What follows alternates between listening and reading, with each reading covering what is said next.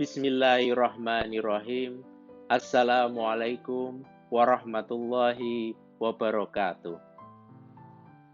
Pada pertemuan kali ini, saya akan menjelaskan beberapa hal yang mendasar berkaitan dengan hukum perdata internasional. Sebagaimana telah tercantum di dalam capaian pembelajaran mata kuliah pertama, yaitu diharapkan mahasiswa dapat menguasai definisi, istilah, dan ruang lingkup dari hukum perdata internasional. Hukum perdata internasional memiliki istilah yang sangat beragam. Di negara-negara yang bersistem hukum civil law, mereka menggunakan istilah private international law, atau dalam bahasa Prancis, droit international privé, atau dalam bahasa Indonesia sering kita sebut dengan hukum perdata internasional. Sedangkan di negara-negara common law, mereka seringkali menggunakan istilah conflict of laws, atau dalam bahasa Indonesia sering kita terjemahkan menjadi hukum perselisihan. Jadi jika kalian sedang menempuh studi misalnya di beberapa kampus di negara-negara dengan sistem hukum common law seperti Inggris atau Amerika Serikat, maka beberapa nama mata kuliah salah satunya yang ditawarkan dan harus diambil itu adalah conflict of laws atau hukum perselisihan. Sedangkan Indonesia termasuk negara dengan sistem hukum civil law, maka dalam kurikulum Fakultas Hukum UII, nama mata kuliahnya adalah Hukum Perdata Internasional. Nah, kemudian kita berlanjut pada definisi hukum perdata internasional. Pertanyaannya sekarang adalah, apa itu hukum perdata internasional? Yang pertama, berdasarkan pendapatnya Profesor Mokhtar Kusuma Atmaja, hukum perdata internasional merupakan keseluruhan kaidah dan asas hukum yang mengatur hubungan perdata yang melintasi batas negara. Jadi, Profesor Mokhtar Kusuma Atmaja memberikan titik berat pada definisinya bahwa hukum perdata internasional adalah hukum yang mengatur hubungan hukum yang memiliki sifat lintas batas negara. Sedangkan kemudian jika kita membaca definisi dari Sudargo Gautama, maka hukum perdata internasional adalah keseluruhan aturan yang mengatur hubungan hukum perdata yang mengandung elemen atau unsur internasional dan hubungan hukum yang memiliki kaitan dengan negara-negara asing, sehingga kemudian menimbulkan suatu pertanyaan, apakah penundukan langsung ke dalam hukum nasional negara lain dapat dibenarkan?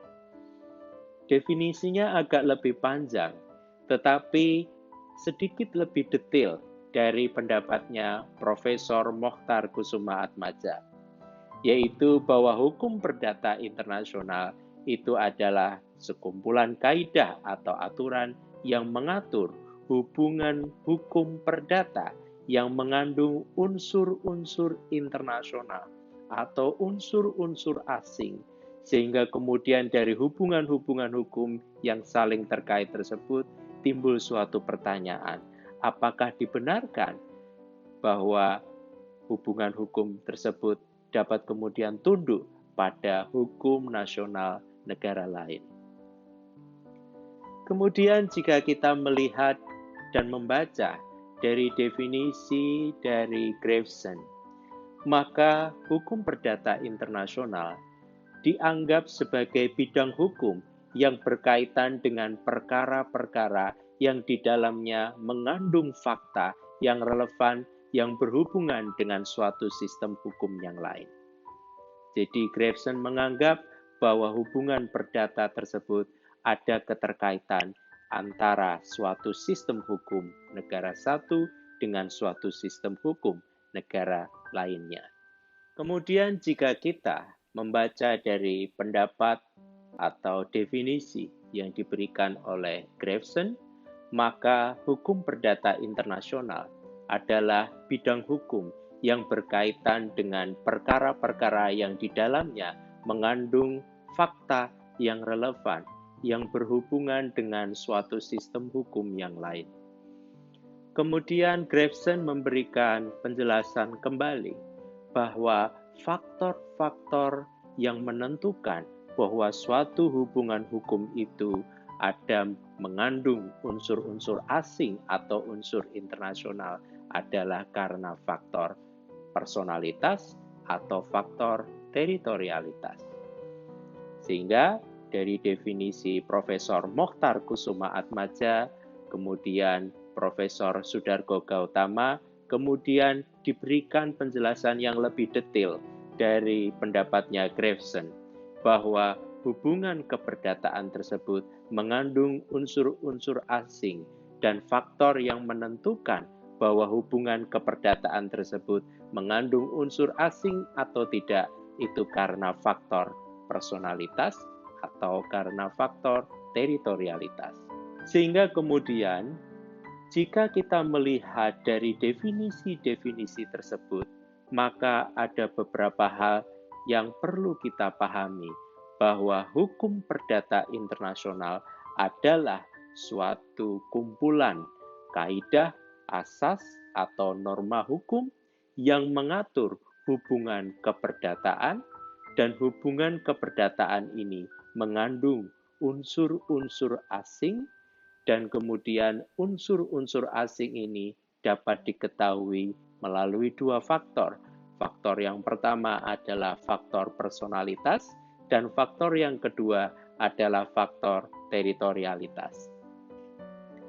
Sehingga saya berharap teman-teman semua bisa memahami bahwa hukum perdata internasional memiliki definisi yang berbeda dengan cabang ilmu hukum yang lainnya. Nah, pertanyaan selanjutnya adalah, apa perbedaan dari hukum perdata internasional dengan hukum internasional publik? Karena seringkali ada masyarakat atau karena mungkin belum memahami definisi yang tepat dari hukum perdata internasional, sehingga seringkali mencampur adukkan definisi antara hukum perdata internasional dengan hukum internasional publik. Setidaknya ada dua perbedaan utama antara hukum perdata internasional dengan hukum internasional publik. Yang pertama terletak pada sumber hukumnya. Jika hukum internasional publik, sumbernya sudah jelas, diatur di dalam pasal 38 ayat 1 Statuta Mahkamah Internasional, di mana disebutkan ada 4 sumber hukum utama dalam hukum internasional publik.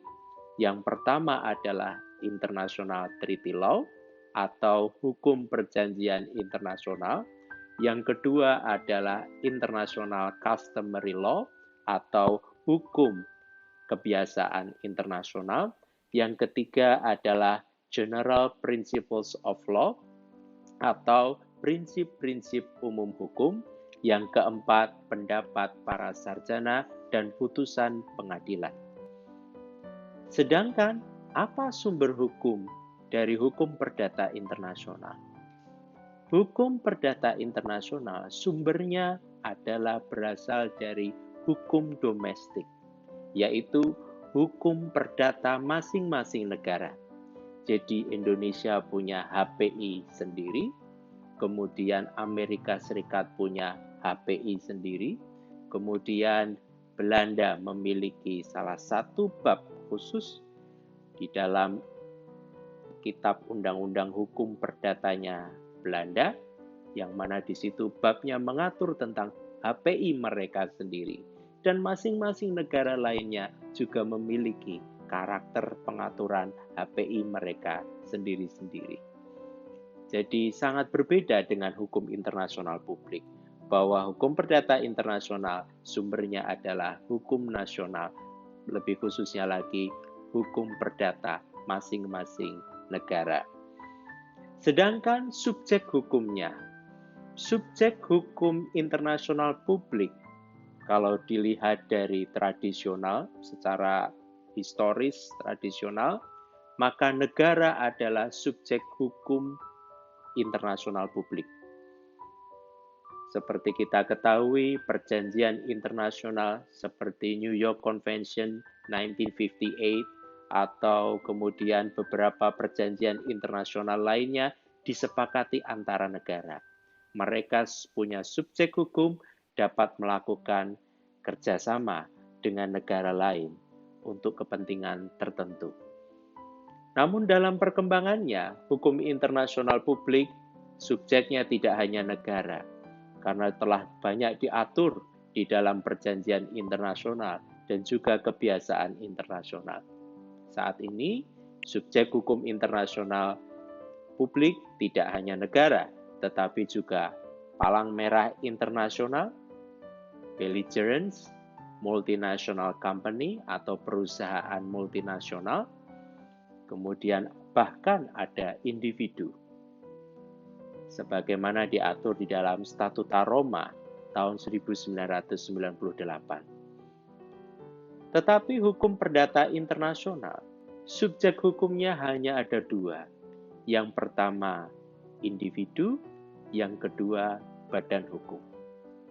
Sehingga jika melihat hubungan keperdataan yang mengandung unsur-unsur asing, itu selalu dilakukan antara individu, person, atau antara badan hukum, reh person, atau di antara badan hukum, reh person, dengan individu atau person. Meskipun ada perbedaan utama, contohnya tadi sudah saya jelaskan ada dua perbedaan utama, tetapi hukum perdata internasional dengan hukum internasional publik memiliki persamaan. Apa itu persamaannya? Yaitu mereka atau kedua cabang ilmu hukum ini sama-sama mengatur hubungan yang sifatnya melintasi batas suatu negara. Nah, itulah perbedaan dan persamaan antara hukum internasional publik dengan hukum perdata internasional. Sekarang kita bertanya-tanya, bagaimana cara menentukan hubungan keperdataan itu mengandung unsur-unsur asing atau elemen-elemen asing. Tadi seperti kata Grevson, dia mengatakan bahwa ada dua faktor penentu hubungan keperdataan itu mengandung unsur-unsur asing atau tidak. Faktor yang pertama adalah faktor personalitas dan faktor kedua adalah faktor teritorialitas. Akan saya jelaskan dengan contoh yang lebih simpel. Misalnya saja Andi dengan Sisilia mereka menikah di Bali. Andi berkewarganegaraan Indonesia, Sisilia berkewarganegaraan Amerika Serikat. Mereka melangsungkan pernikahan di Indonesia. Dari sini sudah dapat kita ketahui bahwa hubungan keperdataan antara Andi dengan Sisilia, di mana mereka melakukan ikatan perkawinan, mereka langsungkan di Indonesia. Andi berkewarganegaraan Indonesia, Sisilia berkewarganegaraan Amerika Serikat. Ikatan perkawinan tersebut mengandung unsur-unsur asing karena dilakukan oleh dua orang yang berkewarganegaraan berbeda. Bagaimana dengan faktor teritorialitas? Contoh yang lebih simpel misalnya Andi dan Tono. Andi adalah seorang pengusaha dan berkewarganegaraan Indonesia. Tono juga demikian, pengusaha dan berkewarganegaraan Indonesia. Karena Tono memiliki ekspansi bisnis di Singapura, maka dia membeli barang dari Andi yang berasal dari Indonesia. Barang-barang tersebut dikirim oleh Andi ke Singapura dan kemudian dijual kembali oleh Tono. Mereka kemudian sepakat menandatangani kerjasama jual beli, dan penandatanganan kerjasama atau kontrak jual beli tersebut dilakukan di Singapura. Dari sini bisa kita lihat bahwa perbuatan hukum yang dilakukan oleh Andi dengan Tono, meskipun sama-sama berkeluarga negaraan Indonesia, mengandung unsur-unsur asing. Kenapa? Karena penandatanganan kontrak dilakukan di Singapura dan pelaksanaan kontrak juga dilakukan di Singapura.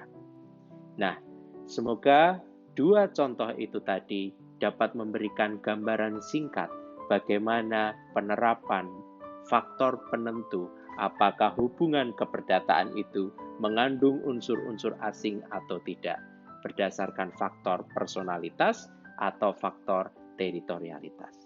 Tadi di awal penjelasan, saya menjelaskan bahwa penggunaan istilah hukum perdata internasional berbeda antara negara-negara yang bersistem hukum civil law dengan negara-negara yang bersistem hukum common law. Pada umumnya, negara-negara bersistem hukum civil law, mereka menggunakan istilah hukum perdata internasional, bukan conflict of law. Nah, pertanyaannya sekarang adalah, mengapa mereka tidak menggunakan istilah hukum perselisihan saja atau conflict of law? Ada dua kritik yang disampaikan oleh para sarjana hukum, yang mana mereka lebih prefer menggunakan hukum perdata internasional daripada istilah hukum perselisihan. Kritik yang pertama, penggunaan istilah hukum perselisihan dianggap seolah-olah ada perselisihan atau pertikaian atau pertentangan antar berbagai sistem hukum yang berbeda.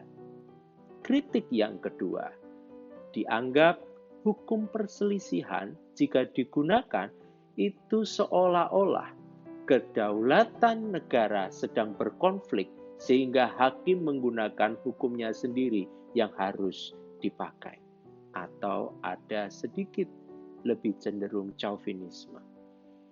Nah, inilah kritik yang diberikan oleh para sarjana yang umumnya mereka menggunakan dan lebih prefer menggunakan istilah hukum perdata internasional. Kemudian, apa saja masalah-masalah pokok yang diatur di dalam hukum perdata internasional? Masalah-masalah pokok ini kita bahas dari pertemuan yang paling awal kita sampai pertemuan terakhir kita di semester ini. Masalah-masalah pokok tersebut antara lain yang pertama, berkaitan dengan yurisdiksi, pengadilan mana yang berwenang untuk mengadili. Kemudian masalah pokok yang kedua, itu berkaitan dengan hukum mana yang berlaku atau applicable law. Jadi misalnya tadi ada hubungan keperdataan mengandung unsur-unsur asing, maka timbullah suatu pertanyaan, hukum yang mana yang akan diberlakukan jika misalnya terjadi sengketa di antara kedua belah pihak. Masalah pokok yang ketiga yang nantinya akan disampaikan sebelum ujian akhir semester itu adalah berkaitan dengan pengakuan dan pelaksanaan putusan pengadilan asing atau recognition and enforcement of foreign court decision. Tidak hanya pengadilan tetapi juga arbitrase. Jadi nanti akan kita kaji bagaimana pengaturannya bila mana suatu sengketa telah diputuskan di negara lain melalui forum pengadilan atau forum arbitrase, apakah bisa dilaksanakan, diakui di negara lain. Dan bagaimana upaya penolakan atau pembatalan yang dibenarkan menurut kaidah hukum perdata internasional. Nanti akan kita pelajari pada CPMK yang terakhir atau capaian pembelajaran mata kuliah yang terakhir. Demikian penjelasan singkat saya mengenai istilah, definisi, pengertian, dan ruang lingkup dari hukum perdata internasional. Saya berharap penjelasan singkat tersebut dapat memberikan gambaran mengenai apa itu hukum perdata internasional, sehingga pada sesi-sesi pertemuan selanjutnya kita semua dapat mengerti dan dapat memahami bagaimana pelaksanaan atau praktek pemberlakuan hukum perdata internasional, khususnya dalam kasus-kasus yang terjadi baik di dalam negeri di Indonesia maupun di luar negeri. Sekian dari saya. Terima kasih atas atensinya dan jangan lupa untuk subscribe akun YouTube video saya. Billahi taufiq wal hidayah. Wassalamualaikum warahmatullahi wabarakatuh.